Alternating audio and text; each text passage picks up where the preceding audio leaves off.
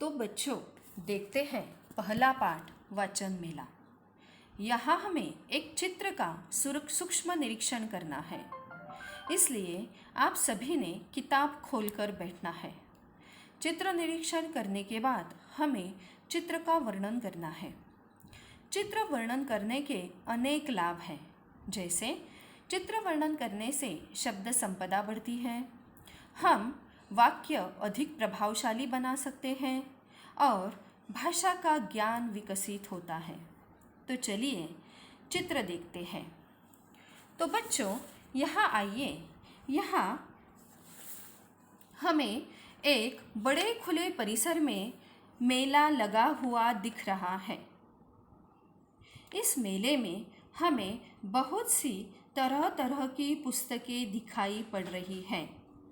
विषय के अनुसार अलग अलग विभाग बने हुए हैं, जैसे बाल साहित्य, विज्ञान कथा और किशोर साहित्य।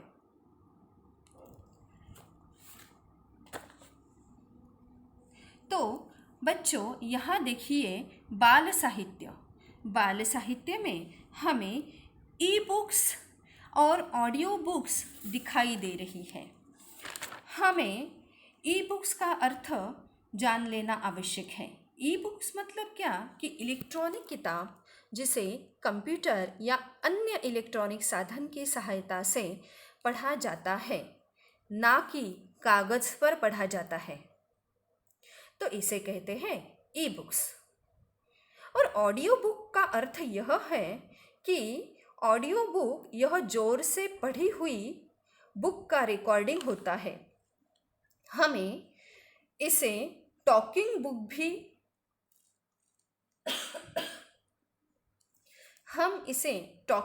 भी कह सकते हैं। तो यहाँ बच्चों यहाँ पीछे की ओर आइए, यहाँ हमें अनेक स्त्री पुरुष और बच्चे दिखाई दे रहे हैं।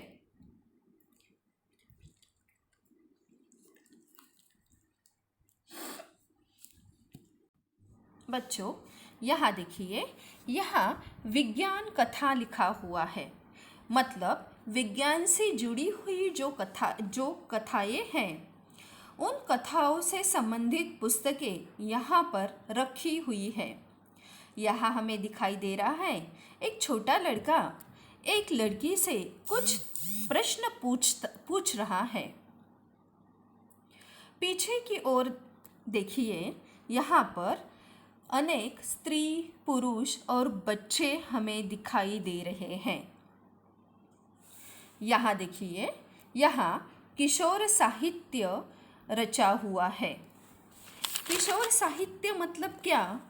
तो किशोर बालकों के लिए जो चित्रांकित साहित्य होता है उसे किशोर साहित्य कहा जाता है। बच्चों आपके ध्यान में आ रहा होगा कि किशोर साहित्य के इस विभाग में आपको अच्छी खासी भीड़ नज़र आती है। एक लड़का यहाँ जगह पर ये पुस्तक खोलकर पढ़ने लगा है। उसे शायद उस पुस्तक के प्रति बहुत ही जिज्ञासा होगी। साथ ही साथ नीचे की ओर देखिए, यहाँ एक लड़का और एक लड़की पुस्तक हाथ में लिए उस पुस्तक पर कुछ वार्तालाप करते हुए हमें नजर आ रहे हैं।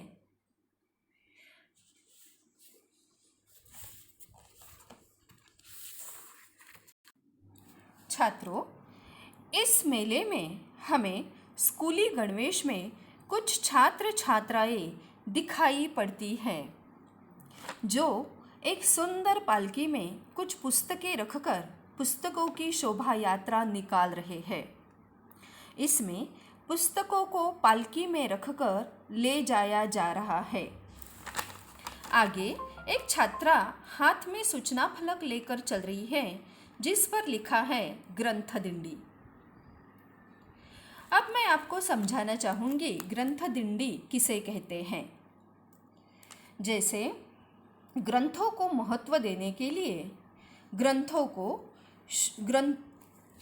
जैसे ग्रंथों को महत्व देने के लिए ग्रंथों की शोभा यात्रा निकाली है, जैसे तो इसे ग्रंथ दिंडी कहा जाता है। पहिल्यापासून घ्या. आता जैसे हाँ ग्रंथाचं बच्चों, मैं आपको ग्रंथ दिंडी मतलब क्या यह बताना।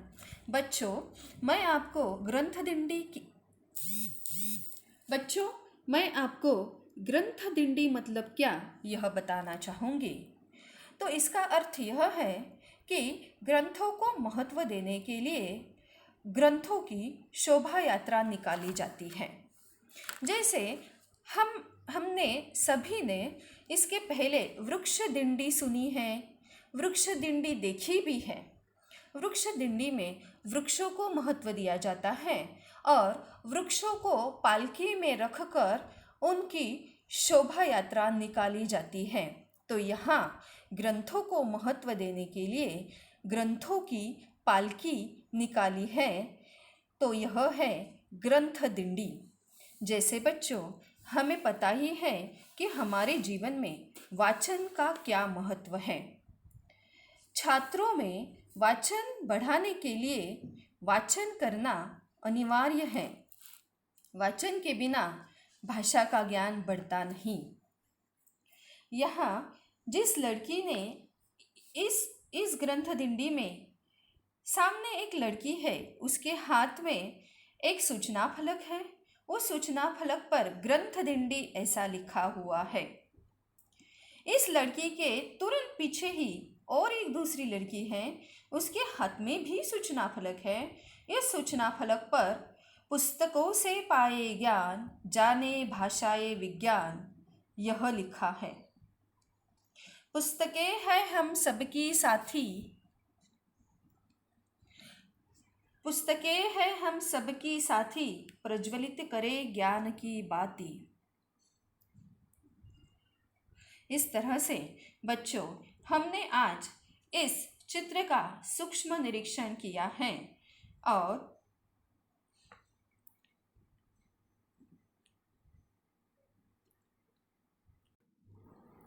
इसी के साथ बच्चों, मैं आपको बताना चाहूँगी कि वाचन का महत्व बढ़ाने के लिए हमारे देश के भूतपूर्व राष्ट्रपति डॉक्टर APJ अब्दुल कलाम जी का जन्मदिन 15 अक्टूबर हम वाचन प्रेरणा दिन के रूप में मनाते हैं।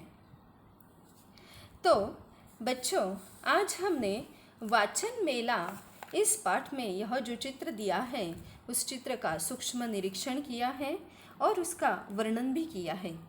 तो आपने होमवर्क में इस चित्र का वर्णन 10 पंक्तियों में करना है। धन्यवाद।